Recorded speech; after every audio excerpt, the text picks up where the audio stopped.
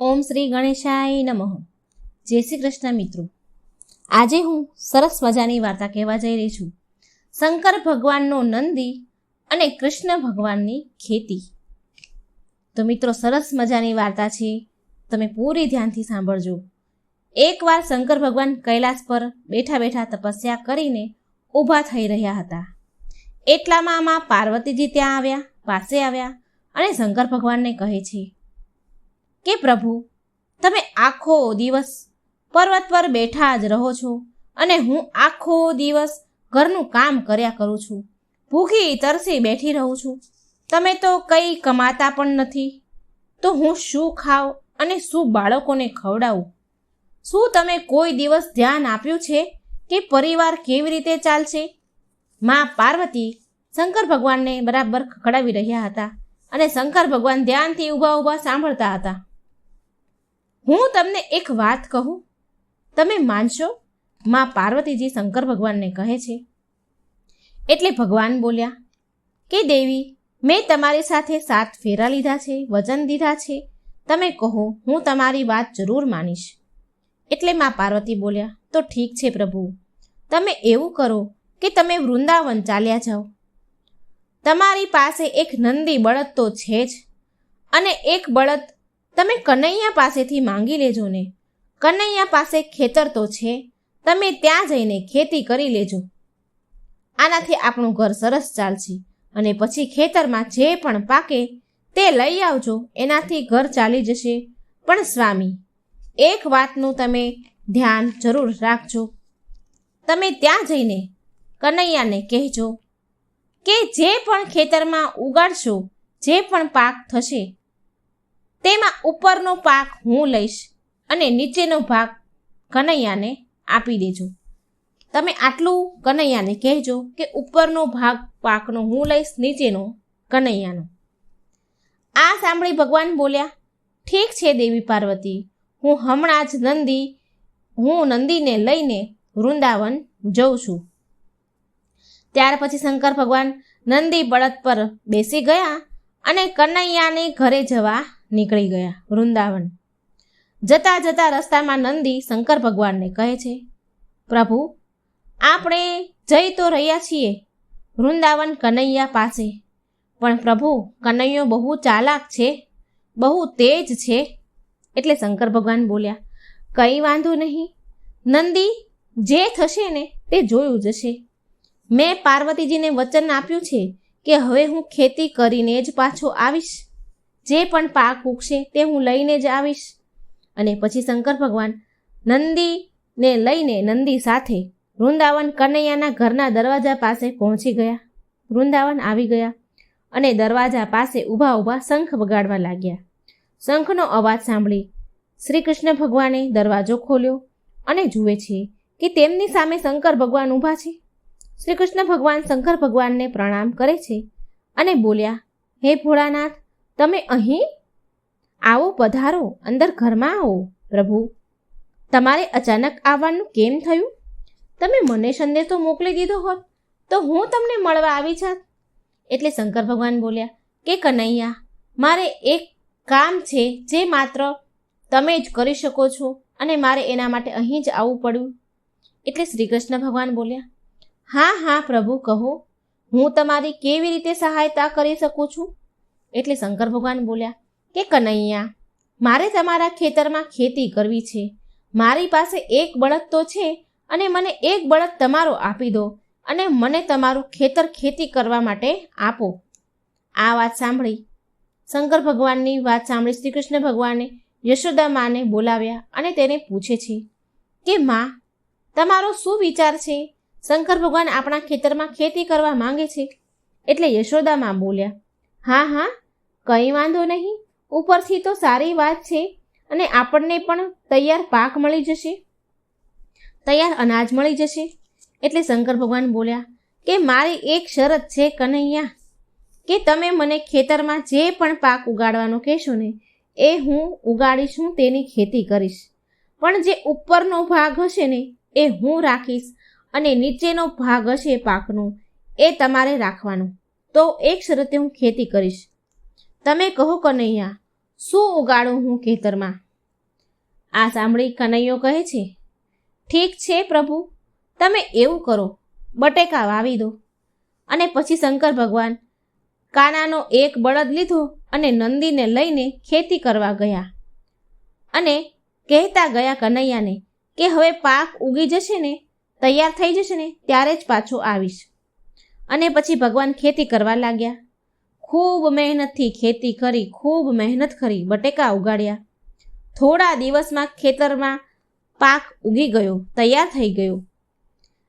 એટલે શરત મુજબ, શંકર ભગવાનની શરત મુજબ નંદી અને શંકર ભગવાન મળીને બટેકાનો જે ઉપરનો જે ઉગેલો ભાગ હતો, જે પાંદડા હોય તે કાપ્યા અને એ પાંદડાનું પોટલું બાંધીને કૈલાસ પર આવી ગયા. શંકર ભગવાને બહુ ખુશીથી મા પાર્વતીને તે પોટલું આપ્યું જે ખેતી કરીને તે લઈને આવ્યા હતા.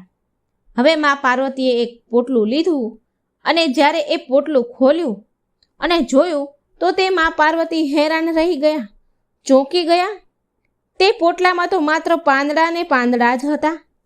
તો મા પાર્વતી બોલ્યા, પ્રભુ, તમે આ શું ઉઠાવીને લઈને આવ્યા છો? અને ખેતીનો પાક ઉગાડેલો ક્યાં છે? આ જે બટેકા આની આવે એ ક્યાં છે? ભગવાન બોલ્યા, પાર્વતીજી, તમે તો મને જેવું કીધું હતું મેં એવું જ કર્યું. તમે મને કીધું હતું કે ખેતીનો ઉપરનો ભાગ હોય તે આપણે રાખીશું અને નીચેનો ભાગ આપણે કનૈયાને આપીશું. તો ખેતીનો ઉપરનો ભાગ હું લઈને આવ્યો છું, બટેકા તો મેં કાનાને આપી દીધા. આ સાંભળીમાં પાર્વતી બોલ્યા કે પ્રભુ, હું એ કંઈ ન જાણું અને આ પાંદડાનું હું શું કરું? આ તો કંઈ કામના જ નથી. માં થોડા ગુસ્સે થયા અને કહ્યું, ફરી વાર પાછા જાઓ, ફરી બીજી ખેતી કરીને લાવો. પણ હવે પ્રભુ, એક વાતનું ધ્યાન રાખજો, આ વખતે તમે નીચેની ખેતીનો ભાગ લેશો અને ઉપરનો ભાગ કનૈયાને આપજો. મા પાર્વતી શંકર ભગવાનને થોડું ગુસ્સેથી બોલ્યા અને કહ્યું, ફરી જાઓ. હવે પાછા શંકર ભગવાન નંદીને લઈને પાછા વૃંદાવન જવા લાગ્યા.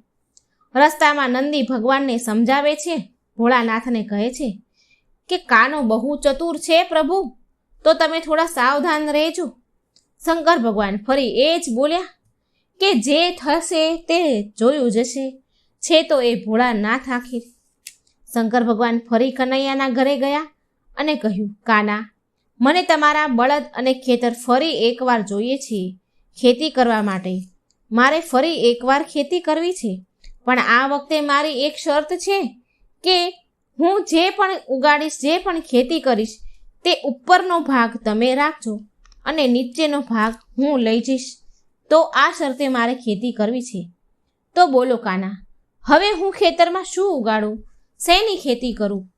શંકર ભગવાનની શરત માની અને કૃષ્ણ ભગવાન બોલ્યા કે ઠીક છે ભોળાનાથ, જેવું તમે ઈચ્છો તો તમે જાઓ, બાજરો ઉગાડી દો. હવે ભોળાનાથ તો ભોળા છે એટલે કૃષ્ણ ભગવાનના કહેવાથી શંકર ભગવાને બાજરો ખેતરમાં રોપી દીધો. બાજરો વાવ્યો, બાજરાની ખેતી કરી અને ખૂબ મહેનત કરી, દિવસ રાત મહેનત કરી. સારી રીતે ખેતીનો રખેવાળું કર્યું અને થોડા દિવસમાં બહુ સરસ બાજરો ઉગ્યો. હર્યો ભર્યો બાજરો ખેતરમાં થયો અને જ્યારે ઉગીને તૈયાર થઈ ગયો બાજરો, પછી બાજરીને કાપવાનો જ્યારે સમય થયો એટલે ઉપર બાજરીના જે ડુંડા હતા તે તોડ્યા કૃષ્ણ ભગવાને. કૃષ્ણ ભગવાન તૈયાર પાક થઈ ગયો એટલે ખેતરમાં આવ્યા અને ઉપરના બધા જ ડુંડા તોડીને લઈ ગયા. અને બાજરાના જે નીચેની ડાળીઓ હતી, જે ઠૂઠા હતા, તે શંકર ભગવાને તે બધા કાપી અને તેનું પોટલું બાંધ્યું અને લઈ આવ્યા. કૈલાસ પર તે પોટલું લઈને આવ્યા. કૈલાસમાં આવ્યા પછી શંકર ભગવાન તે પોટલું પાર્વતીજીને આપે છે અને મા પાર્વતીજી તે પોટલું હાથમાં લીધું અને અંદરથી તેમણે ખોલીને જોયું તો બાજરીનો જે નીચેની ડાળીઓ હતી તે હતી. ઉપરનો જે બાજરીના જે ડુંડા આવે તે તો કનૈયો લઈ ગયો. હવે આ જોઈ મા પાર્વતી ખૂબ ગુસ્સે થયા, લાલ પીળા થવા લાગ્યા. આ જોઈ મા પાર્વતી બોલ્યા, અરે રે રે રે રે પ્રભુ, તમે આ શું લઈને આવ્યા? આ તો ઘાસ ફૂસ છે, હું આનું શું કરીશ? આની ઉપરનો બાજરો ક્યાં છે? અરે પાર્વતીજી, શંકર ભગવાન કહે છે, અરે પાર્વતીજી, તમે તો મને એવું કહ્યું હતું ને કે આ વખતે નીચેની ખેતીનો ભાગ લાવજો અને ઉપરનો ભાગ કનૈયાને આપી દેજો. એટલે મેં એવું જ કર્યું. ઉપરનો ભાગ કનૈયો લઈ ગયો ને નીચેનો ભાગ હું લઈને આવ્યો. મા પાર્વતીજી બોલ્યા કે એ હું કંઈ ન જાણું. અરે, હું શું જમવાનું બનાવું અને શું બાળકોને જમાડું? તમે ફરી પાછા જાઓ વૃંદાવન અને ફરી ખેતી કરો અને કંઈક લઈને જાઓ. અને આ વખતે કનૈયાને કહી દેજો કે ઉપર અને નીચેનો બંનેનો ખેતીનો ભાગ હું લઈશ. જે પણ ઉગશે એ ઉપર નીચેનો બંનેનો ભાગ હું લઈ જઈશ. આ સાંભળી ભોળાનાથ બોલ્યા કે ઠીક છે પાર્વતીજી, જેવું તમે કહો તેમ હું કરીશ. હું ફરી જાઉં છું. હું ફરી જઈને ખેતી કરીશ. હવે ભોળાનાથ, બિચારા ભોળા, ફરી ભગવાન કનૈયાના ઘરે વૃંદાવન ગયા અને ફરી કનૈયાને કહ્યું કે મને ફરી તમારું ખેતર અને બળદ જોઈએ છીએ, પણ આ વખતે મારી શરત એ છે કે હું નીચેનો અને ઉપરનો બંનેનો ભાગ હું લઈશ. કહો તમે મને, હું શેની ખેતી કરું? હું શું ખેતરમાં ઉગાડું? કૃષ્ણ ભગવાન તો ચાલાક. આ સાંભળે કૃષ્ણ ભગવાન બોલ્યા, ઠીક છે ભોળાનાથ, તમે આ વખતે એવું કરો, મકાઈ વાવી દો. મને તમારી શરત મંજૂર છે. તમે ઉપર અને નીચેનો જે પણ ખેતીનો ભાગ હોય એ તમે રાખી લેજો અને જે પણ કાંઈ વધશે તે હું લઈ લઈશ. પછી શંકર ભગવાન ખેતરમાં ગયા અને મકાઈ ઉગાડી. ખૂબ મહેનત કરી, દિવસ રાત સારી રીતે સંભાળ રાખી, ખૂબ મહેનત કરી અને થોડા સમયમાં તો મકાઈનો પાક સરસ મજાનો તૈયાર થયો. હર્યું ભર્યું મકાઈથી ખેતર થઈ ગયું. મકાઈ પૂરી રીતે તૈયાર થઈ ગઈ એટલે કૃષ્ણ ભગવાન અને યશોદામાં ખેતરમાં આવ્યા. જે વચ્ચેનો ભાગ હોય મકાઈનો તે તોડીને ઘરે લઈ ગયા અને ઉપર અને જે નીચેનો મકાઈનો જે ભાગ હોય તેનું ભગવાને પોટલું બાંધ્યું.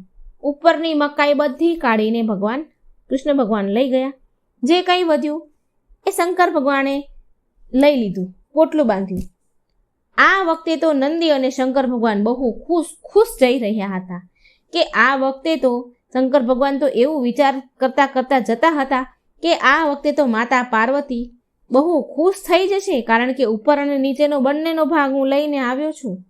ખૂબ ખુશ થશે. ભગવાને ખેતીનું પોટલું મા પાર્વતીને આપ્યું. મા પાર્વતીએ તે પોટલું ખોલ્યું. તેવામાં તો મા પાર્વતી માથું પકડીને નીચે જમીન પર બેસી ગયા અને માથે હાથ દઈને બોલવા લાગ્યા, અરે રે રે રે રે પ્રભુ, તમે આ ઉપર અને નીચેનો ભાગ તો લઈને આવ્યા, પણ આમાં મકાઈ ક્યાં છે? પાર્વતીમાં કહે છે, ભગવાનને કહે છે. પાર્વતીમાં કહે છે કે પ્રભુ મકાઈ નથી, એ ક્યાં ગઈ? એટલે શંકર ભગવાન કહે છે, પાર્વતીજી, તમે તો કહ્યું હતું કે ઉપર અને નીચેનો ભાગ બંને લઈને આવજો. મેં કેટલી મહેનત કરી અને ખેતી કરી અને ઉપર અને નીચેનો બંનેનો ભાગ લઈને આવ્યો છું. અને હું તો ભોળો જેવું તમે કહ્યું એવું મેં કહ્યું. હજી ભગવાન બોલી જ રહ્યા હતા તેવામાં શ્રી કૃષ્ણ ભગવાન આવ્યા. જે શંકર ભગવાને ખેતી કરી હતી તે બધું લઈને પોટલું બાંધીને આવ્યા. મકાઈ, બાજરો, બટેકા બધું જ લઈને આવ્યા. ને શ્રી કૃષ્ણ ભગવાન કહે છે, મા પાર્વતી, ભોળાનાથ સાચું કહે છે. ભોળાનાથ તો બહુ ભોળા છે અને એટલે જ તો ભક્તો ભોળાનાથને ભોળા બાબા કહે છે, ભોલે બાબા કહે છે. ભોળાનાથ તો ભાવના ભૂખ્યા છે. પ્રેમથી તેમને જે પણ અર્પણ કરો તે ગ્રહણ કરી લે છે.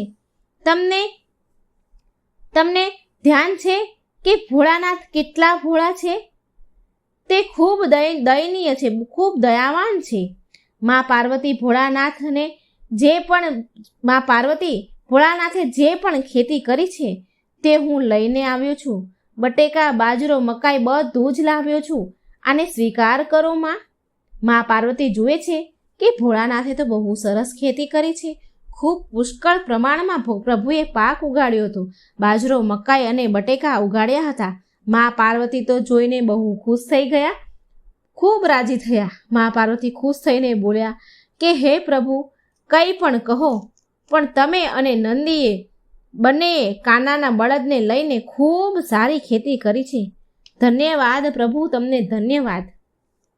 તો મિત્રો, આ હતી શંકર ભગવાનની ખેતી, શંકર ભગવાનનો નંદી અને કૃષ્ણ ભગવાનની ખેતી. ભગવાન શિવને 5 પુત્રીઓ હતી, જેનાથી માં પાર્વતી પણ હતા અજાણ. ઓમ નમઃ શિવાય. મિત્રો, આજે ખૂબ સરસ મજાની આપણે કથા સાંભળીશું. હિન્દુ પંચાંગમાં શ્રાવણ મહિનો ભગવાન શિવને સમર્પિત માનવામાં આવ્યો છે અને આ કારણથી ભગવાન શિવ આ મહિનાના અધિષ્ઠાતા દેવ છે. આ મહિનામાં ભગવાન ભોળાનાથ તેના પરિવાર સાથે પૃથ્વી પર આવે છે અને અહીંથી જ બ્રહ્માંડનું સંચાલન કરે છે. તમે બધા એ વાત તો જાણતા હશો કે ભગવાન શિવના પરિવારમાં ભગવાન શિવ, માતા પાર્વતી અને તેમના 2 પુત્ર ગણેશ અને કાર્તિકે છે.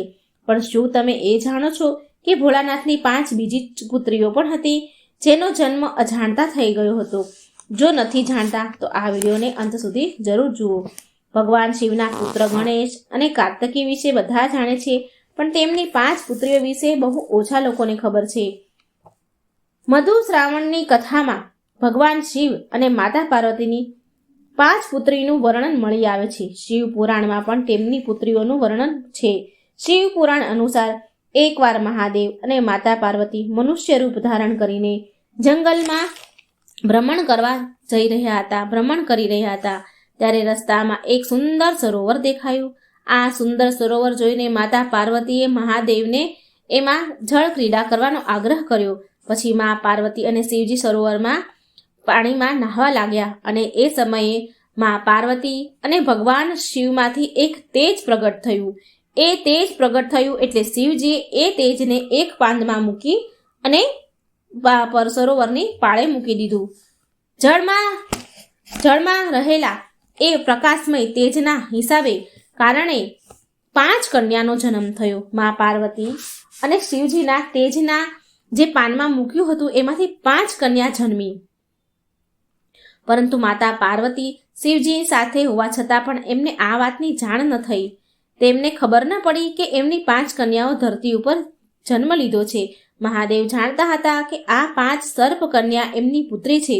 ભોળાનાથ તેમની આ 5 પુત્રીને તેમની આંખોની સામે મોટી થતા જોવા માંગતા હતા અને તેની સાથે રહેવા માંગતા હતા.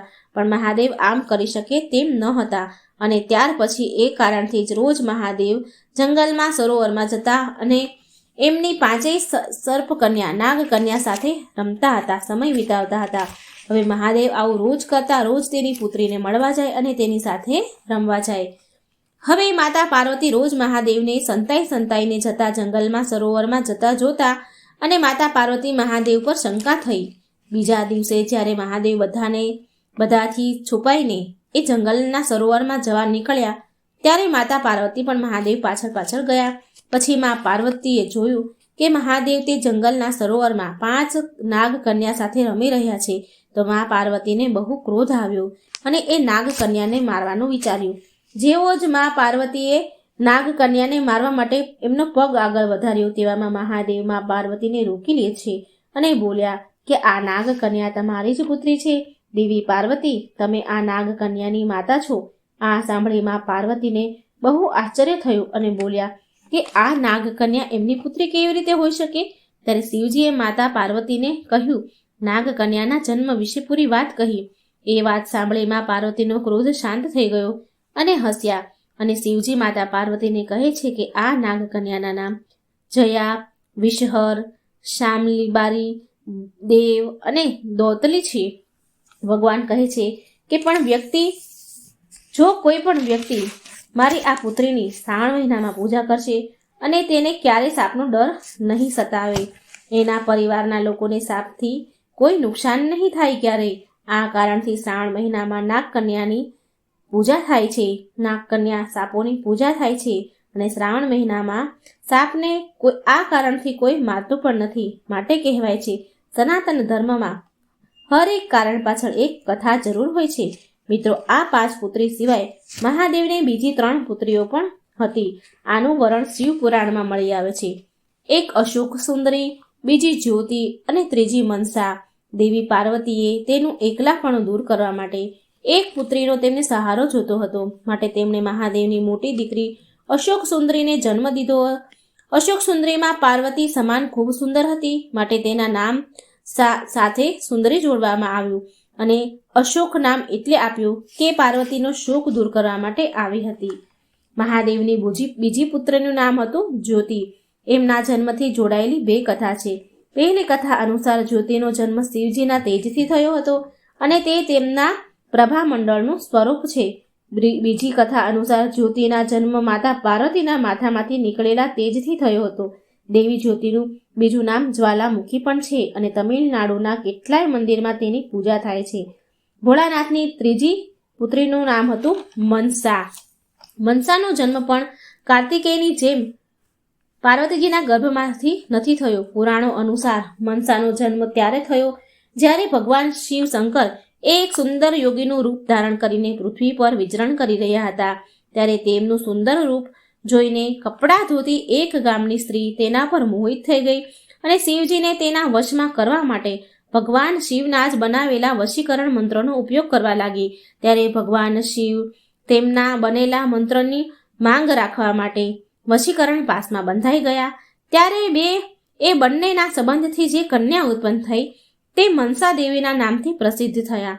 આ કથા અનુસાર મનસા દેવીનું અડધું અંગ દેવી અને અડધું અંગ મનુષ્યનું છે. તો આવી રીતે મનસા દેવીનો જન્મ શિવ અને માતા પાર્વતીના અંશથી થયો.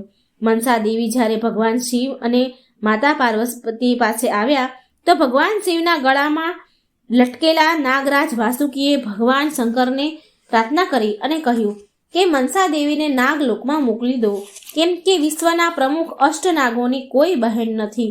ત્યારે ભગવાન શિવે તેમના ભક્ત વાસુકીની વાત માનીને મનસા દેવીને નાગલોકનું સામ્રાજ્ય પ્રદાન કર્યું. આવી રીતે મનસા દેવી સમસ્ત નાગ જાતિની બહેન અને પુત્રી માનવામાં આવે છે. આ પ્રકારે તેને સમસ્ત નાગ જાતિના આધીન માનવામાં આવે છે. તો મિત્રો, આ હતી શિવ અને માતા પાર્વતીની પુત્રીઓની જન્મકથા. કેદારનાથને જાગૃત મહાદેવ કેમ કહેવાય છે? આની પાછળનું રહસ્ય શું છે? તો મિત્રો, આ એક આપણે કથાના માધ્યમથી જાણીશું. મિત્રો, જો વિડીયો સારો લાગે તો લાઈક કરજો, શેર કરજો, આ ચેનલને સબસ્ક્રાઇબ જરૂર કરજો.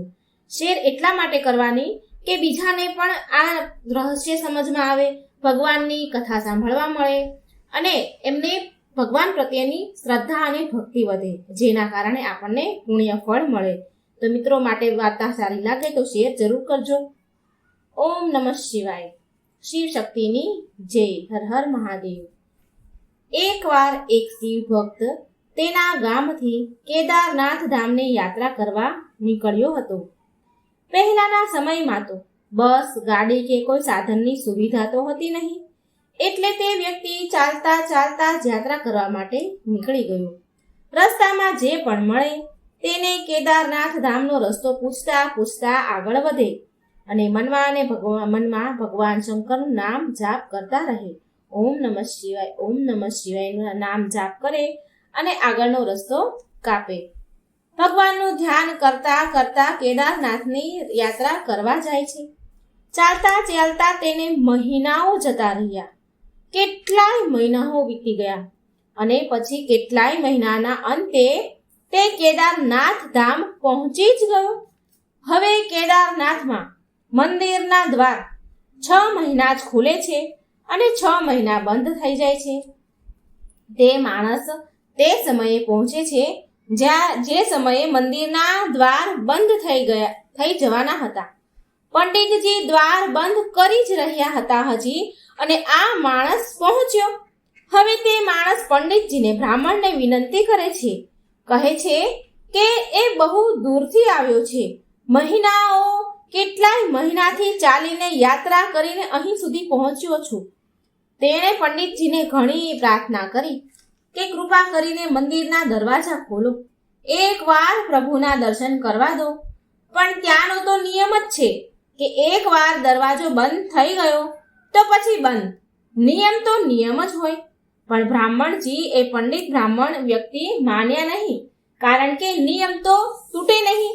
ત્યાંના જે પૂજારી હોય, જે કેદારનાથ મંદિરના, એ માન્યા નહીં. આ વ્યક્તિએ ઘણી વિનંતી કરી પણ દ્વાર એમણે ખોલ્યા નહીં. તે માણસ બહુ જ રડ્યો. વારંવાર ભગવાન શંકરને યાદ કરતો રહ્યો કે હે પ્રભુ, બસ એકવાર દર્શન કરાવી દો. તે બધાને પ્રાર્થના કરી રહ્યો હતો, પણ કોઈએ પણ તેની વાત સાંભળી નહીં. હવે એ બ્રાહ્મણ બોલ્યા, પૂજારીજી બોલ્યા કે હવે તું અહીં 6 મહિના પછી જ આવજે. હવે 6 મહિના પછી જ અહીંના દરવાજા ખુલશે. ત્યાંના પૂજારીજીએ આ વ્યક્તિને આવું કહ્યું. અહીં 6 મહિના બરફ અને ઠંડી બહુ પડે છે. આટલું કહી પંડિતજી અને બીજા બધા જે ત્યાંના સેવકો હોય, બીજા બધા હોય તે ત્યાંથી ચાલ્યા ગયા. ત્યાં કોઈ પણ ન રહ્યું. માત્ર આ એક જ આદમી યાત્રા કરીને ચાલીને આવ્યો એ જ રહ્યો. રડતા રડતા ત્યાં તેને રાત પડી ગઈ. ચારે બાજુ અંધારું થઈ ગયું. પણ તે વ્યક્તિને ભગવાન પર વિશ્વાસ હતો, ભરોસો હતો કે શંકર ભગવાન તેના પર કૃપા જરૂર કરશે. એ સમયે તેને બહુ તરસ અને ભૂખ પણ લાગી હતી, કારણ કે ઘણા સમયથી એ ચાલતો હતો. બહુ તરસ અને ભૂખ હતી એને. એટલામાં ત્યાં તેને કોઈના આવવાનો અવાજ સંભળાયો. રાત પડી હતી, ઘનઘોર અંધારું હતું, તો એને કોઈ આવતું હોય તો કોઈના પગલાંનો અવાજ સંભળાયો. તેણે જોયું કે કોઈ સંન્યાસી સાધુ મહારાજ તેની પાસે આવી રહ્યા છે. સાધુ મહારાજ તેની પાસે આવ્યા અને બેસી ગયા. તે સાધુ મહારાજે તેને પૂછ્યું કે બેટા, તું ક્યાંથી આવ્યો છે? અહીં કેમ બેઠો છે? એટલે તે વ્યક્તિએ બધી જ વાત કરી કે સાધુ મહારાજ, હું ચાલતા ચાલતા કેટલાય મહિનાથી કેદારનાથ ભોળાનાથની યાત્રા કરવા માટે આવ્યો છું. ભોળાનાથની યાત્રા કરતો આવ્યો છું અને અહીં પહોંચ્યો તો અહીંના મંદિરના દરવાજા બંધ થઈ ગયા. હવે અહીંના દરવાજા 6 મહિના પછી જ ખુલશે. મહારાજ, મારા અહીં આવવાનું વ્યર્થ થઈ ગયું. મારી ચાલીને આવવાની યાત્રા નિષ્ફળ ગઈ. મને શિવજીના દર્શન ન થયા. આમ તે ગદગદ અવાજથી રડતો બોલતો હતો. રડતા રડતા આંખોમાંથી તો આંસુડાની ધારા વહેતી હતી અને બોલતો હતો. એટલે તે સાધુ મહારાજ તે વ્યક્તિને સમજાવે છે અને ખાવા પીવાનું આપ્યું. અને પછી બહુ વાર સુધી તે સાધુ મહારાજ સાથે વાતો કરી. તે વ્યક્તિએ અને તે સાધુ મહારાજે બેએ વાતો કરી. તે સાધુ મહારાજને તેના પર દયા આવી ગઈ અને તે બોલ્યા કે બેટા, મને લાગે છે કે સવારે મંદિર જરૂર ખુલશે. તું દર્શન જરૂર કરીશ. અને વાતોમાં જ જાણે તેને ક્યારે ઊંઘ આવી ગઈ તે વ્યક્તિને. સવારે સૂર્યના કિરણોનો પ્રકાશ સાથે તે ભક્તની આંખ ખુલી. તેણે અહીં ત્યાં ચારે બાજુ જોયું તો તે સાધુ મહારાજને શોધ્યા, પણ તે સાધુ મહારાજ ક્યાંય દેખાયા નહીં જે એને રાત્રે મળ્યા હતા. અને કંઈ પણ એને સમજમાં આવ્યું નહીં. અને કંઈ સમજમાં આવે ને તે પહેલાં એણે એવું જોયું કે જે મંદિરના પૂજારીજી હતા તે તેની પૂરી મંડળી સાથે મંદિર તરફ આવી રહ્યા હતા. હવે તેણે એ પૂજારીજીને પ્રણામ કર્યા અને ભક્ત બોલ્યો, તે યાત્રા કરવા વાળો વ્યક્તિ બોલ્યો કે બ્રાહ્મણદેવ, પૂજારીજી, તમે તો કાલે મને એવું કહ્યું હતું ને કે મંદિરના દરવાજા 6 મહિના સુધી નહીં ખુલે અને આ 6 મહિના વચ્ચે કોઈ નહીં આવે, પણ તમે તો સવારે જ આવી ગયા. હજી કાલે સાંજે તમે દ્વાર બંધ કર્યા અને આજ સવારે પાછા આવી ગયા. આ સાંભળીને બ્રાહ્મણને એ પૂજારીજીને તો ઝટકો લાગ્યો. તે પૂજારીજી તે આદમીને ધ્યાનથી જોવે છે, ટગર નીરખીને જોવે છે અને તેને ઓળખવાની કોશિશ કરે છે. અને પછી પૂછ્યું કે તું એ જ વ્યક્તિ છે ને જે મંદિરના દરવાજા બંધ થયા પછી આવ્યો હતો અને મને મળ્યો હતો? મને વારંવાર દરવાજો ખોલવા માટે તું કગરી રહ્યો હતો. તું એ જ વ્યક્તિ છે ને? અરે, તું 6 મહિના થતા પાછો કેવી રીતે આવી ગયો? એટલે બ્રાહ્મણની તે મંદિરના પૂજારીની વાત સાંભળીને તે આદમી આશ્ચર્યથી બોલ્યો કે અરે પૂજારીજી, હું કાલે જ આવ્યો હતો અને હું કાલે અહીંથી ક્યાંય ગયો જ નથી. હું જ્યારે તમને મળ્યો હતો ત્યારનો હું અહીં જ બેઠો છું. હું કાલે જ આવ્યો હતો. તમે કાલે જ મંદિરના દરવાજા બંધ કર્યા હતા અને હું કાલનો અહીં જ બેઠો છું.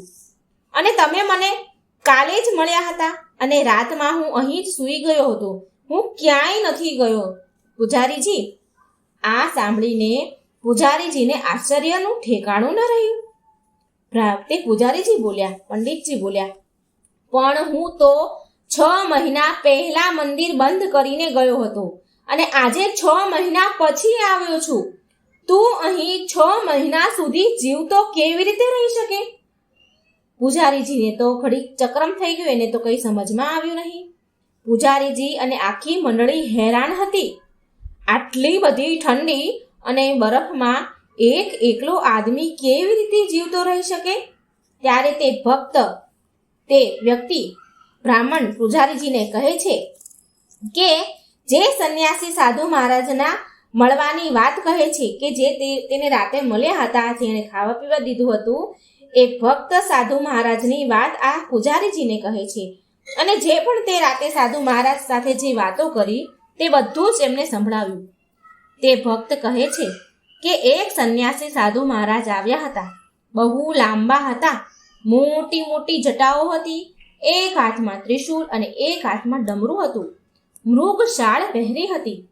આ વાત સાંભળી અને બ્રાહ્મણજી જે પૂજારી તે ભક્તના ચરણોમાં પડી ગયા. તે પૂજારીજી એમને ચરણોમાં વંદન કરવા લાગ્યા.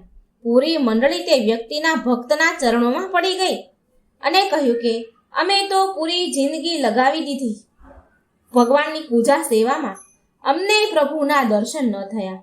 સાચો ભક્ત તો તું જ છે. તે તો સાક્ષાત ભગવાન શિવના દર્શન કર્યા. ભગવાન શંકરે તેમની યોગ માયાથી તારા 6 મહિનાના દિવસ એક રાતમાં પરિવર્તન કરી દીધું. કાળચક્રને નાનું બનાવી દીધું. આ બધું તારું પવિત્ર મન અને તારી સાચી ભક્તિ અને વિશ્વાસના કારણે થયું છે. તારી ભક્તિને પ્રણામ હો. તો મિત્રો, આ હતી કેદારનાથના જાગૃત મહાદેવ કેમ કહેવાય છે. ભગવાનને કેટલી શ્રદ્ધા અને વિશ્વાસ હોય કે ભગવાન આપણું કામ કરે. ચોખ્ખું મન, પવિત્ર મન હોય તો ભગવાન આપણી પાસે જરૂર આવે છે. ભગવાન બન્યા ભિખારી. આ ભોળાનાથની અને એમના ભક્તની વાર્તા છે. મિત્રો, ધ્યાનથી પૂરી સાંભળજો. ભગવાનની કથાઓ સાંભળવાથી મન શુદ્ધ થાય છે. આ વાર્તા છે ગિરધર નામના એક સોનીની. એને સોનાની એક દુકાન હતી. ગિરધરની આદત હતી રોજ સવારે દુકાન ખોલે એટલે રોજ સવારમાં ભગવાન શિવજીની પૂજા આરાધના કરે, ભગવાનના નામ મંત્ર જાપ કરે અને પછી ધંધા પર બેસી ધંધાની શરૂઆત કરે. ગિરધર ભગવાનની પૂજા તો બહુ કરતો હતો, પણ ક્યારેય પણ કોઈ જરૂરતમંદ કે કોઈ ગરીબની મદદ કરતો ન હતો. કોઈ પણ ગરીબ, કોઈ જરૂરિયાતમંદ એની દુકાનના દરવાજા પર માંગવા આવે તો તેને ભગાડી દેતો હતો. એ કોઈ દિવસ કોઈને પણ દાન પૂન કરતો ન હતો. એક દિવસ ગિરધરે તેની દુકાન ખોલી અને ભગવાનની હજી પૂજા કરતો જ હતો. શિવજીના નામ જાપ કરતો હતો, ઓમ નમઃ શિવાય, ઓમ નમઃ શિવાય. તો એટલામાં તેની દુકાન પર એક ગરીબ ભિખારી આવે છે અને ગિરધર પાસે મદદ માંગવા લાગ્યો. કહે છે, શેઠજી, બહુ જ ભૂખ લાગી છે, થોડા પૈસા આપી દો તો કંઈક ખાઈ લઉં. મને થોડી મદદ કરો, હું ખૂબ જ ભૂખ્યો છું. તો ગિરધર પૂજા કરીને ધંધા પર બેઠો અને ભિખારીને જાકારો આપવા લાગ્યો. જા જા, હટ અહીંથી. સવારમાં મગજ ખરાબ કરવા ક્યાંથી આવી જાઓ છો? બસ દુકાન ખોલવાની જ વાટ હોય છે. ભિખારીની તો લાઈન લાગી જાય છે. ચલ જા અહીંથી. ભિખારીને નિરાશ કરી અને ત્યાંથી ભગાડી દીધો. તે ભિખારી નિરાશ થઈને ત્યાંથી ખાલી હાથે પાછો વળી ગયો. એટલામાં તેની દુકાન પર એક ગિરધરનો મિત્ર આવ્યો અને તે કહેવા લાગ્યો, શું વાત છે ગિરધર, તું આટલો બધો ગુસ્સામાં કેમ છે? એટલે ગિરધર બોલ્યો કે શું કરું, હું કંટાળી ગયો છું કે દુકાન ખોલી નથી અને ભિખારીઓની લાઈન લાગી જાય છે, માંગવાવાળા આવી જાય છે, બજારમાં હરેક સમયે ભિખારી ફર્યા કરે છે, હેરાન પરેશાન થઈ ગયો છું હું તો. ગિરધરનો મિત્ર બોલ્યો, સારું છોડ, ચાલ એક કપ ચા પીવડાવ મને. ગિરધર બોલ્યો, હા હમણાં જ મંગાવું છું ચા. અને ગિરધર તેના કારીગરને ચા લાવવાનું કહે છે અને એના મિત્ર માટે ચા મંગાવે છે. હવે અહીં ભગવાન શિવ તો કૈલાસ પર બેઠા બેઠા બધું જોઈ રહ્યા છે. ભગવાન શિવ તો બહુ ભોળા ભલા છે. એ એમના ભક્તનો હાથ કેવી રીતે છોડે? તે તો ભક્તને કોઈ ખોટા રસ્તે નથી જવા દેતા. ભગવાન શિવ કૈલાસ પર બેઠા બેઠા બધું જ જોઈ રહ્યા હતા. એટલે પાર્વતીજી બોલ્યા, શું થયું સ્વામી? તમે મનમાં કેમ હસી રહ્યા છો? એટલે ભગવાન શિવ બોલ્યા કે દેવી પાર્વતી, તમે જુઓ, પેલો મારો ભક્ત ગિરધર મારી પૂજા પાઠ બહુ કરે છે. બહુ મનથી મારી સેવા કરે છે, પૂજા કરે છે. પણ એ ગિરધર એ નથી જાણતો કે મારી અસલ સેવા પૂજા તો ગરીબોની સહાયતા કરવાની જ છે. ગરીબોની સહાયતા કરે એ જ મારી અસલ સેવા છે. કેમ કે ધરતીના પ્રત્યેક પ્રાણીમાં મારો વાસ છે. હમણાં થોડી વાર પહેલા જ એક ભિખારી, એક જરૂરતમંદ ભૂખ્યો ભિખારી તેના દરવાજે આવ્યો અને ખાલી હાથે પાછો કાઢી મૂક્યો એને. એટલામાં પાર્વતીજી બોલ્યા, હે પ્રભુ, તો પછી તમારે તમારા ભક્તને સાચો માર્ગ તો બતાવવો જ પડશે, સાચા માર્ગે એને લાવવો જ પડશે. એટલે શિવજી બોલ્યા, હા હા દેવી, કે દેવી પાર્વતી, હું ગિરધરના દ્વાર પર જરૂર જઈશ. હવે એ તો ગિરધરને જોવાનું કે એ મને ઓળખી શકે છે કે નહીં. પછી ભગવાન શિવે એક અત્યંત દુઃખી ભિખારીનો વેશ ધારણ કર્યો અને ગિરધરના દરવાજા પર પહોંચ્યા. ગિરધરે તો તે સમયે ભગવાન શિવજીની પૂજા કરી રહ્યો હતો. હજી એને એની દુકાન ખોલી જ હતી અને દુકાન ખોલતાની સાથે ભગવાનની સેવા પૂજા કરી જ રહ્યો હતો. ભગવાનના મંત્ર જાપ કરી રહ્યો હતો અને પ્રાર્થના કરતો હતો કે હે મહાદેવ, હું તમારી રોજ સાચા મનથી પૂજા કરું છું, હંમેશા તમારું નામ લેતો રહું છું, તો પણ તમે મને દર્શન કેમ નથી આપતા? હે પ્રભુ, મારી મનથી ઈચ્છા છે કે પ્રભુ તમે મને દર્શન આપો. હું તમારા દર્શન કરવા માંગુ છું. ઓમ નમઃ શિવાય, ઓમ નમઃ શિવાય, ઓમ નમઃ શિવાય એમ કરી અને હજી ગિરધર પૂજા કરી રહ્યો હતો. એટલામાં ભિખારી બનેલા ભગવાન શિવ દ્વાર પર આવી ગયા અને બોલ્યા કે બેટા, આજ સવારથી મેં કંઈ જ ખાધું નથી, થોડી મદદ કરી દે, કંઈક ખાવાનું આપી દે, થોડા પૈસા આપી દે તો હું કંઈક ખાઈ લઉં. એવામાં ગિરધર બોલ્યો, લ્યો, ફરી એક માંગવાવાળો આવી ગયો. અરે, હું તો બહુ હેરાન થઈ ગયો છું, શાંતિથી થોડી વાર પૂજા પણ નથી કરી શકતો. જેવી દુકાન ખોલી નથી ને માંગવાવાળા આવી ગયા નથી. માંગવાવાળા ભિખારીઓ આવીને ઊભા જ રહી જાય છે. ચાલ ચાલ જા અહીંથી, સવારમાં મગજ ના ખરાબ કર મારું. એમ કહીને ફરી ભગવાનના નામ જપ કરવા લાગ્યો. ઓમ નમઃ શિવાય, ઓમ નમઃ શિવાય. એટલે ભિખારી બનેલા ભગવાન બોલ્યા કે તું મને તો ખાલી હાથે પાછો કાઢે છે, પણ જો ભગવાન શિવ સ્વયં તારા દરવાજે આવી ગયા તો તું શું એને પણ ખાલી હાથે પાછા કાઢીશ? એટલે ગિરધર બોલ્યો કે અરે, ભગવાન શિવ આવી રીતે ન આવે. જ્યારે ભગવાન શિવ મારા દરવાજે મારી દુકાને આવશે એને તો ત્યારે મારી દુકાન તેના રૂપ અને તેના તેજથી ચમકવા લાગશે. ભગવાન શિવનું રૂપ બહુ સુંદર છે, સાક્ષાત મહાકાળ છે ભગવાન શિવ. ભગવાન શિવ અને તારામાં બહુ જ અંતર છે. તું છે એક ભિખારી અને એ છે પૂરી સૃષ્ટિને ચલાવનાર ભગવાન શિવ. જો મને એના દર્શન થશે તો હું એમની ખૂબ સેવા કરીશ. એટલે ભિખારી બનેલા ભગવાન બોલ્યા કે જો હું એમ કહું કે મારી અંદર પણ એમનો જ વાસ છે, દુનિયાના પ્રત્યેક પ્રાણીમાં એમનો વાસ છે, તો શું પછી પણ તું મને કંઈ નહીં આપે? ગિરધર બોલ્યો કે અરે, શું ગાંડો થઈ ગયો છે તું? ભગવાન શિવ તારા જેવા તુચ્છ ભિખારીની અંદર વાસ કરશે? અરે બિલકુલ નહીં, હું એ વાત તો માનું જ નહીં. તારે ભીખ જોઈએ છીએ ને માટે તું આટલી મોટી મોટી વાતો કરી રહ્યો છે. ભગવાન શિવ આવી રીતે દર્શન નથી આપતા. એ શું ભિખારી બનીને મારા દ્વાર પર આવશે? અરે ના ના, એ તો ખૂબ સુંદર રૂપમાં મને દર્શન આપશે. શું જાણે પણ છે તું કે ભગવાન શિવ કેવા દેખાય છે? તને ખબર પણ છે કઈ? એટલે ભિખારી બનેલા ભગવાન બોલ્યા કે કેવા દેખાય છે? ક્યાંક આવા તો નથી દેખાતા ને? આમ કહીને ભગવાને તેના અસલ સ્વરૂપમાં આવી ગયા. ભગવાન તેના મૂળ સ્વરૂપમાં આવ્યા અને એટલામાં એટલું બધું તેજ થયું, એટલું બધું પ્રકાશ ફેલાયો કે ભગવાનનું તેજ એટલું બધું હતું કે ગિરધર તેને સરખી રીતે જોઈ પણ નહોતો શકતો. ગિરધર તો મહાદેવનું રૂપ જોઈને ચોંકી ગયો અને હાથ જોડીને હે મહાદેવ કરીને માફી માંગવા લાગ્યો. હે મહાદેવ, તમે મારા દરવાજે આવ્યા અને હું તમને ઓળખી પણ ન શક્યો. મને ક્ષમા કરો પ્રભુ. ગિરધર ખૂબ પછતાયો અને રડવા લાગ્યો. ભગવાન બોલ્યા કે ગિરધર, તું મારો પરમ ભક્ત છે, માટે મારે તને દર્શન આપવા તો આવવાનું જ હતું. પણ એટલું યાદ રાખજે ગિરધર કે હું બધા જ પ્રાણીઓમાં વાસ કરું છું. મારું અનંત સ્વરૂપ બધા જ પ્રાણીઓમાં વિદ્યમાન છે. માટે બધા જ વ્યક્તિઓનો આદર કર.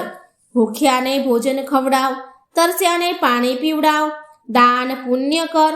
પશુ પક્ષી અને જાનવરોને પણ કોઈ કષ્ટ ન પહોંચાડવું, એમને હેરાન ન કરવા. સદાય બીજાનું ભલું કર, ત્યારે જ તારી પૂજાનું ફળ તને મળશે.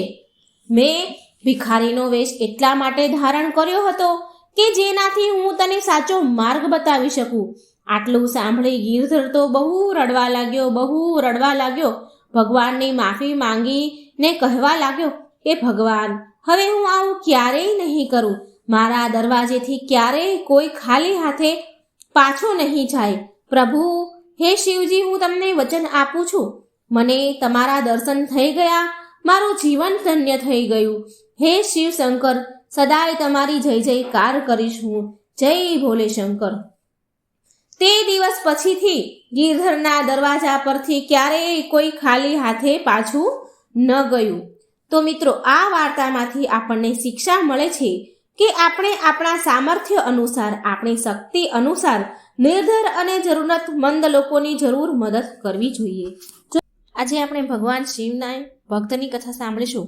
ભીલ અને ભીલડીની આ કથા છે, શિવ કથા છે, અત્યંત પવિત્ર કથા. પૂરા મનથી સાંભળજો. જ્યાં પ્રેમ છે ત્યાં જ ભક્તિ છે, જ્યાં શિવ છે ત્યાં શક્તિ છે. ઓમ સર્વમંગલ માંગલ્યે શ્રીવે સર્વાણી સાધિકે શરણ્ય ત્રંબકે ગૌરી નારાયણી નમસ્તુતે. ઓમ નમઃ શિવાય. મિત્રો, આજે આપણે ભીલ અને ભીલડીની શિવ ભક્તિની કથા સાંભળીશું. સ્કંદ પુરાણમાં આ કથાનું વર્ણન કરવામાં આવ્યું છે. સિંહકેતુ પંચાલ દેશનો એક રાજા હતો. રાજા બહુ મોટો શિવ ભક્ત હતો. શિવ આરાધના અને શિકાર કરવો એ બે વસ્તુ એને બહુ પસંદ હતી. એ શિકાર કરવા માટે રોજ શિકારની રમત રમવા માટે જંગલમાં જતો હતો. એક દિવસ સિંહકેતુએ એક મંદિર જોયું, પણ તે શિકારની શોધમાં હતો તો તે આગળ વધી ગયો. પણ ત્યાં એક ભીલ હતો. એ ભીલે ધ્યાનથી જોયું તો એક શિવ મંદિર હતું. મંદિરની અંદર વેલાની લતાઓથી, ડાળીઓના પાંદડાઓથી ઢંકાયેલું એક શિવલિંગ હતું. તે ભીલનું નામ હતું ચંડ. સિંહકેતુના સાનિધ્ય અને એના રાજ્યમાં રહેવાથી એ પણ ધાર્મિક પ્રવૃત્તિનો હતો. ચબૂતરા ઉપર સ્થાપિત શિવલિંગને જોકે તે લગભગ જમીનથી અલગ જ થઈ ગયું હતું, ઉખડી ગયેલું હતું થોડું ઘણું, અને એ ભીલે તેને પછી ઉખાડીને એને લઈ લીધું. અને ચંડ રાજાને કહે છે કે હે મહારાજ, આ જંગલમાં નિર્જન સ્થાન પર આ શિવલિંગ પડ્યું હતું. જો તમે આજ્ઞા આપો તો હું આને રાખી લઉં. કૃપા કરી મને આ શિવલિંગની પૂજા વિધિ પણ કહી દો, જેથી હું રોજ આ શિવલિંગની પૂજા કરીને પુણ્ય કમાવી શકું. રાજાએ કહ્યું કે હે ચંડભીલ, રોજ આ શિવલિંગને નવડાવીને આના ઉપર ફૂલ, બીલીપત્રો શણગાર કરજે. ફૂલ અને બીલીપત્રથી શણગારજે આ શિવલિંગને. અક્ષત ને મીઠા ફળ ચડાવજે. જય ભોલે શંકર બોલીને પૂજા કરજે. અને ત્યાર પછી આ શિવલિંગને ધૂપ દીવા કરજે. રાજાએ થોડી મજાકના ભાવમાં એવું પણ કહ્યું કે આ શિવલિંગને ચિતાની ભસ્મ જરૂર ચડાવજે. એ ભસ્મ તાજી ચિતાની જ રાખવી જોઈએ, એ તાજી ચિતાની જ રાખ હોવી જોઈએ, એ વાતનું તો તું ધ્યાન ખાસ રાખજે. પછી ભોગ લગાવજે અને વાજા વગાડીને ખૂબ નાચજે ગાજજે. રાજા તો તે જંગલમાંથી આટલું કહીને ફરી ચાલ્યો ગયો. પણ તે ભીલે તે જંગલમાં જ તે રહેતો હતો. તેણે તેના ઘરે જઈને તેને જેમ સમજણ પડી, જેવી તેની બુદ્ધિ ચાલી, તે પ્રમાણે તેણે એક સારી જગ્યા પર, ચોખ્ખી જગ્યા પર શિવલિંગની સ્થાપના કરી અને રોજ તેને પૂજા કરવાનો નિયમ બનાવી લીધો. ભીલડી માટે આ વાત નવી હતી, કારણ કે તેણે તો ક્યારેય પૂજા પાઠ જોયા જ ન હતા. ભીલની આવી રીતે પૂજા કરવાથી એવા સંસ્કાર જાગ્યા કે થોડા દિવસ બાદ તો તે પોતે, ભીલડી તો પૂજા કરતી ન હતી, પણ ભીલની સહાયતા, તેના પતિની સહાયતા જરૂર કરતી, સહાયતા કરવા લાગી. થોડા દિવસ વીત્યા તો ભીલની પૂજામાં તે રસ ધરાવા લાગી. તેને, એ ભીલડીને પૂજા પસંદ આવવા લાગી. એને આ બધું ગમવા લાગ્યું. એક દિવસ ભીલ પૂજા કરવા બેઠો હતો તો તેણે જોયું કે બધી જ પૂજાની સામગ્રી હાજર છે, પણ એને એવું લાગે છે કે ચિતાની ભસ્મ લાવવાનું તો ભૂલી જ ગયો. તો તે ભાગતો ભાગતો જંગલની બહાર સ્મશાન ગયો. આશ્ચર્ય હતું આજે કે ભીલને કે આજે તો કોઈ ચિતાની સળગતી જ નથી, કોઈ ચિતાની રાખ જ નથી. એ સ્મશાન ગયો પણ તેને રાખ ન મળી. પાછલી રાતે સળગેલી ચિતાનું પણ કોઈ નામ નિશાન ન હતું. જો કે તે પાછલી રાતની પણ રાખ લઈ શકે. જો કે તે આગલી રાતે જ, પાછલી રાતે જ તે ત્યાંથી સ્મશાનમાંથી તાજી ચિતાની રાખ લઈ ગયો હતો. પણ અત્યારે સવારે એને કોઈ ચિતાની રાખનું એને નામ નિશાન ન મળ્યું, એની ચિતાની રાખ જ ન મળી. હવે તે પાછો ભાગતો ભાગતો ઘરે આવ્યો. તેણે ભસ્મનો ડબ્બો ખોલ્યો, જેમાં તે ભસ્મ રાખતો હતો ચિતાની. એ નાનો ડબ્બો ખોલ્યો તો એ ડબ્બામાં પણ ચિતાની રાખ હતી નહીં. એક ચપટી પણ ભગવાનને ચડાવાય એટલી પણ રાખ નહીં. હવે તેને ચિંતા થવા લાગી, હું પૂજા કેવી રીતે કરીશ? નિરાશ થઈ ગયો. તેણે તેની ભીલડીને બોલાવી, જેણે બધી તૈયારી કરી હતી પૂજાની. એને વાત કરી કે ભસ્મની જે રાખ, ચિતાની જે ભસ્મ હોય એ તો છે જ નહીં, હવે પૂજા કેવી રીતે કરું? તેની પત્ની બોલી કે આજે ભસ્મ વગર જ પૂજા કરી લો ને, બાકી બધું તો તૈયાર જ છે સામગ્રી. ભીલ કહે છે, ના હો, રાજાએ કહ્યું છે કે ચિતાની ભસ્મ તો બહુ જરૂરી છે, એ મળી નથી તો હવે હું શું કરું? ભીલ બહુ ચિંતા કરતો બેઠો હતો. ભીલે ભીલડીને કહ્યું, જો આજે હું પૂજા નહીં કરું ને તો હું જીવતો નહીં રહું. મારું મન બહુ દુઃખી છે અને મને બહુ ચિંતા થાય છે કે ભસ્મ વગર પૂજા થશે નહીં. મારાથી આ જોવાતું નથી, મારાથી આ દુઃખ સહન નહીં થાય, હું મરી જઈશ. ભીલડીએ ભીલને આમ દુઃખી થતા, ખૂબ દુઃખી હતો, એટલે દુઃખી થતા જોઈને ભીલડીએ ઉપાય બતાવ્યો કે આ ઘર બહુ જૂનું થઈ ગયું છે, હું આને સળગાવી દઉં આ ઘરને, અને હું આમાં સળગતા ઘરમાં બેસી જાઉં. પછી તમે પૂજા કરવા માટે મારા સળગી ગયા પછી પૂજા કરવા માટે જે મારી સળગી ગયા પછી રાખ બની હોય એ રાખ, એ ભસ્મનો ઉપયોગ તમે તમારી પૂજામાં કરી લેજો. ભીલે એ વાત માની નહીં. ભીલે ના પાડી. બહુ વિવાદ થયો બંને વચ્ચે આ વાત પર. પણ ભીલડી બોલી કે હું મારા પતિદેવ અને દેવોના દેવ મહાદેવના કામ આવવાનો આ અવસર તો નહીં જ છોડું, મેં નહીં આવો અવસર જવા દઉં. ભીલડીની જીદ કરવાથી ભીલ માની ગયો. પછી ભીલડીએ સ્નાન કર્યું અને ઘરમાં આગ લગાવી અને ઘરની 3 વાર પરિક્રમા કરી અને ભગવાન ભોળાનાથનું ધ્યાન કર્યું અને ભોલાનાથનું નામ લઈ સળગતા ઘરમાં એ અંદર પ્રવેશી ગઈ. થોડી વારમાં જ શિવ ભક્તિમાં તે ભીલડી બળીને ભસ્મ થઈ ગઈ. ભીલે તેની પત્ની ભીલડીને ભસ્મ લીધી. તેની પત્ની બળી ગઈ તો એની ભસ્મ લીધી. બહુ સારી રીતે તેમણે ભગવાન ભોળાનાથની પૂજા કરી. તે ભીલે બહુ સારી રીતે પૂજા સંપન્ન કરી. એ ભોળાનાથની પૂજા એને એનું ધ્યાન હતું, એટલી શ્રદ્ધાથી કરી કે એ ભૂલી જ ગયો કે એની પત્ની આગ લાગી, એ પત્ની બળીને ભસ્મ થઈ ગઈ છે, આગ લાગી ઘરમાં. આ બધું જ એના મનમાં એ ભૂલી ગયો. બહુ શ્રદ્ધાથી ભાવથી એને પૂજા કરી. શિવ ભક્તિમાં ઘર સહિત ઘરવાળીને ખોઈ બેસવાનું ભીલને જરાય દુઃખ નહોતું. ભીલના મનમાં જરાય દુઃખ નહીં.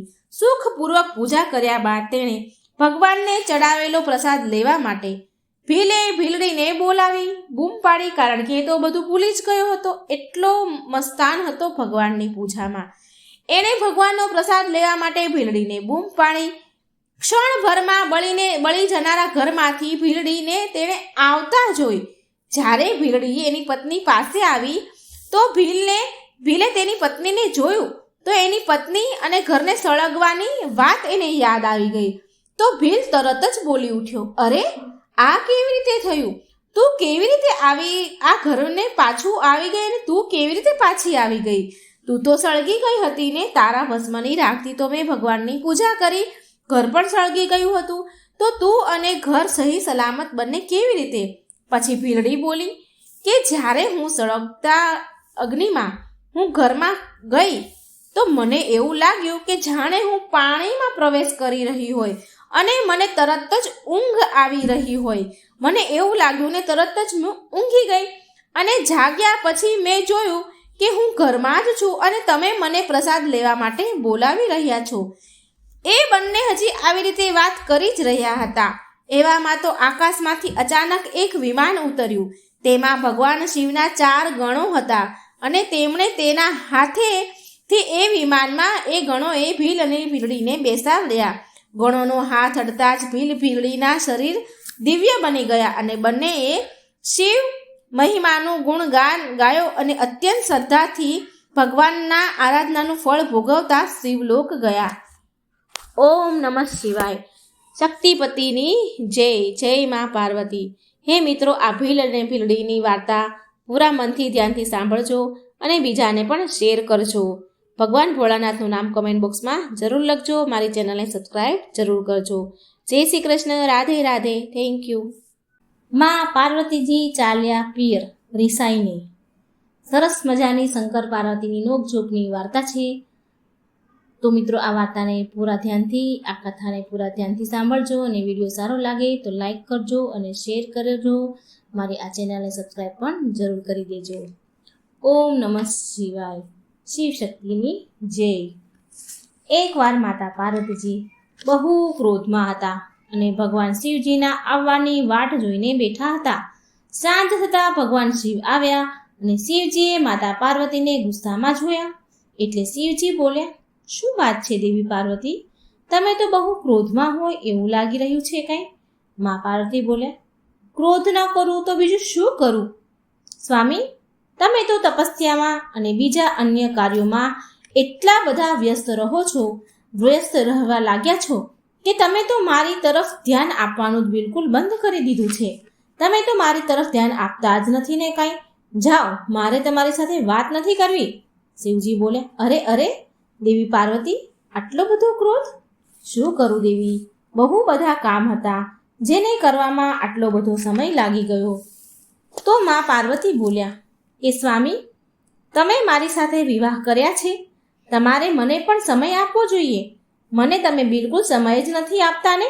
તમને ખબર છે ને કે મેં પ્રાતઃકાળે સવારે તમને શું કહ્યું હતું કે તમે મને ભ્રમણ કરવા માટે લઈ જશો, પણ તમે એ વચન પૂરું ન કર્યું. આજ નહીં, પણ હું તમને પાછળના ઘણા દિવસોથી આ વાત કહી રહી છું કે મારે ભ્રમણ કરવા જવું છે. ભગવાન શિવ બોલ્યા, સારું, ઠીક છે, કાલે તો સવારે મારે બહુ જરૂરી કાર્ય પૂરા કરવાના છે, પણ ત્યાર પછી આપણે ભ્રમણ કરવા માટે જઈ શકીશું. સારું, ચાલો, કંઈ નહીં. ખાવાનું બન્યું હોય તો આપો ને. કાંઈ ખાવાનું બનાવ્યું હોય તો મને આપો ને. બહુ જોરમાં ભૂખ લાગી છે. શિવજી બોલ્યા. પછી મા પાર્વતી કહે છે કે મને ખબર જ હતી કે વાત ફરીને ઘુમાવી ફેરવીને કાલ અને પરમ દિવસ પર આવી જશે. કાલે લઈ જઈશ, પરમ દિવસે લઈ જઈશ. હું તો બસ ચોકામાં જ વ્યસ્ત રહ્યા કરું છું. ચોકા જ કર્યા કરીશ. તમે મને ક્યારેય ફરવા નથી લઈ જવાના અને આ વાત હું બહુ સારી રીતે જાણું છું. હવે હું કંઈ ખાવા પીવાનું બનાવવાની નથી. હું ચાલી મારા પિયર. હું મારા પિયર જઉં છું. તમે જાતે બનાવો ખાવાનું અને જાતે ખાઓ. જ્યારે તમને મારી પરવાહ નથી તો હું શું કામ તમારી પરવાહ કરું? ગણેશ અને કાર્તિકેયનું પણ જોડે જોડે ખાવા બનાવી નાખજો, ભોજન બનાવી લેજો, એટલે તમને ખબર તો પડે ને કે તમને મારી કેટલી કિંમત વર્તાય છે એ તો હું જોઉં. શિવજી બોલ્યા, શું પાર્વતી, તમે પિયર જઈ રહ્યા છો? અરે પાર્વતી, આવું ન કરો. તમે જાણો છો ને કે તમારા વિના હું કેટલો અધૂરો છું. હું આ બધું રસોઈ, ચૂલા ચોકા, ઘર ગૃહસ્થી કેવી રીતે સંભાળીશ? આ બધી મારા વશની વાત નથી. આ બધું મારાથી ન થાય. અરે પાર્વતી, સાંભળો ને, સાચું, ચાલે આપણે જઈશું. કાલે આપણે ભ્રમણ કરવા માટે જઈશું. હું તમને ફરવા લઈ જઈશ. આવી રીતે રિસાઈને ન જાઓ. મા પાર્વતી બોલ્યા, નહીં નહીં, હવે તો હું પિયર જાવ જ છું. થોડા દિવસો પછી જ પાછી આવીશ. માતા પાર્વતી તો બહુ નારાજ હતા, બહુ દુઃખી થઈને રિસાઈ ગયા હતા. હવે ભગવાન શિવજી વિચારે છે કે હવે તો પાર્વતીજી થોડા દિવસો પછી જ આવશે. મા પાર્વતી તો ગયા પિયર. એનું કપડાનું પોટલું લીધું અને પિયર ચાલ્યા ગયા. અને ભગવાન શિવજી વિચારે કે હવે તો પાર્વતી કીધું છે, પાર્વતીજીએ બહુ ગુસ્સામાં કીધું છે, માટે હવે થોડા દિવસો પછી જ આવશે. જ્યારે એમનો ગુસ્સો શાંત થશે, એનો ક્રોધ શાંત થઈ જશે, ત્યારે આવી જશે. પણ ક્યારે પાછા આવશે તે નથી ખબર. પછી મા પાર્વતી પિયર ચાલ્યા જાય છે. હવે ઘરની અને બાળકોની બધી જ જવાબદારી ભગવાન શિવ પર આવી ગઈ. થોડી વાર પછી ગણેશજી અને કાર્તિકજી આવ્યા અને બોલ્યા કે અમને બહુ ભૂખ લાગી છે પિતાજી, બહુ જોરમાં ભૂખ લાગી છે. જલ્દી જલ્દી અમને ભોજન આપો ને પિતાજી. ગણપતિજી બોલ્યા, પિતાજી, ભૂખના કારણે મારા પેટમાં દુખવા લાગ્યું છે. કાર્તિકેયજી બોલ્યા, પિતાજી, મને પણ બહુ ભૂખ લાગી છે, જલ્દી જલ્દી ખાવા આપો. શિવજી બોલ્યા, હા હા, આપું છું બેટા. અને શિવજી નંદીને કહે છે, નંદી, જરા મારી મદદ કરો ને. મેં રોટલી તો બનાવી દીધી છે, બસ તમે ખાલી બાળકોને પીરસવામાં મદદ કરો. નંદીજી બોલ્યા, સારું પ્રભુ. નંદીજીએ ભોજન પીરસ્યું કાર્તિકીજીને અને ગણપતિજીને. તો ગણપતિજી જેવું મોઢામાં મૂક્યું તો ગણપતિજી બોલ્યા, પિતાજી, આ બટેકાનું શાક છે કે પાણીનું શાક છે? આમાં બટેકા તો દેખાતા જ નથી, શાકમાં તો પાણી પાણી જ દેખાય છે. શિવજી બોલ્યા, ના ના, મેં બટેકાનું શાક બનાવ્યું છે, ખાઈને તો જુઓ, બહુ સ્વાદિષ્ટ બન્યું છે. કાર્તિકીજી બોલ્યા, હે પિતાજી, રોટલી તો બળેલી છે, કેટલી બધી રોટલી બળેલી છે, એક પણ રોટલી એવી નથી કે જેને અમે ખાઈ શકીએ. તમે બધી જ રોટલી બાળી નાખી છે પિતાજી. પછી ગણપતિજી બોલ્યા, કાર્તિકીજીને કહે છે કે ભાઈ, આપણે માતાની ગેરહાજરીમાં, માતાની અનુપસ્થિતિમાં આવું જ ભોજન ખાવું પડશે. જ્યાં સુધી માતા પાછા નહીં આવે ત્યાં સુધી આપણે આવું જ ખાવું પડશે. પછી નંદીજી ખાવા બેઠા અને બોલ્યા, પ્રભુ, શાકમાં તો મીઠું બહુ વધારે પડી ગયું છે.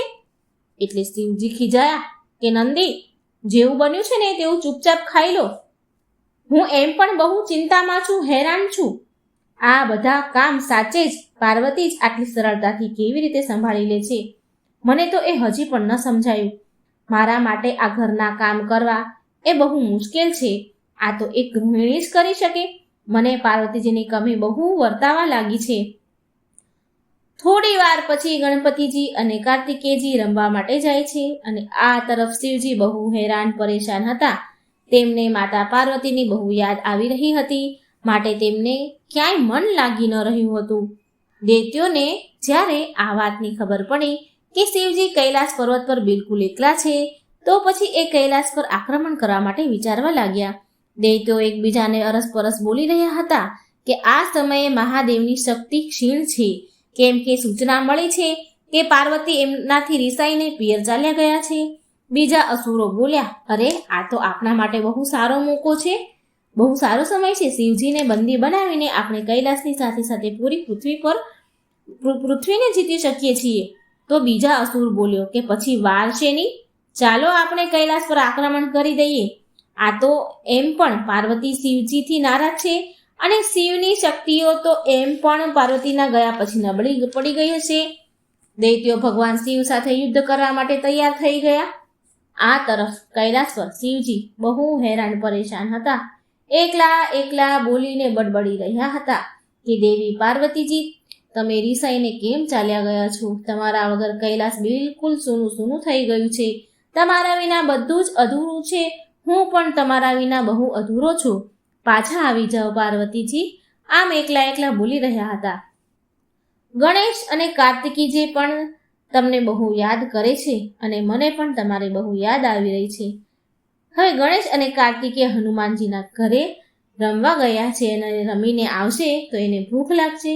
તેના માટે લાય હું કંઈક બનાવી લઉં, એમ કહીને શિવજી રસોઈ બનાવવા લાગ્યા. શિવજી બાળકો માટે ભોજન તૈયાર કરવા લાગ્યા.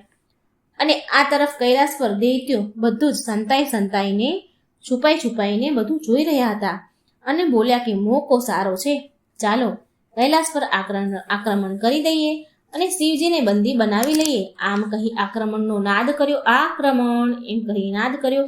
એટલામાં તો માતા પાર્વતી આવી જાય છે કૈલાસ પર અને બોલ્યા, સ્વામી તમે ક્યાં છો?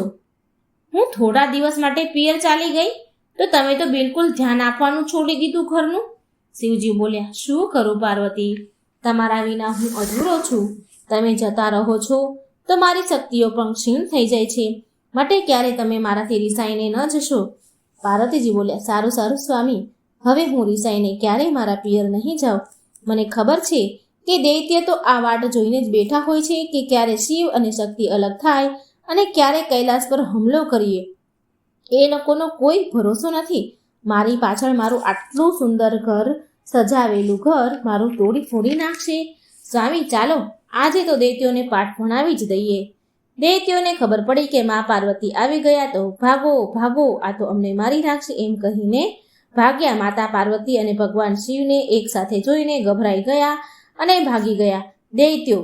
પછી મા પાર્વતી જોર જોરથી હસવા લાગ્યા અને મા પાર્વતીની હસતા જોઈને શિવજી પણ જોર જોરથી હસવા લાગ્યા અને શિવ પાર્વતીને હસતા જોઈને સમસ્ત ગણો પણ હસવા લાગ્યા.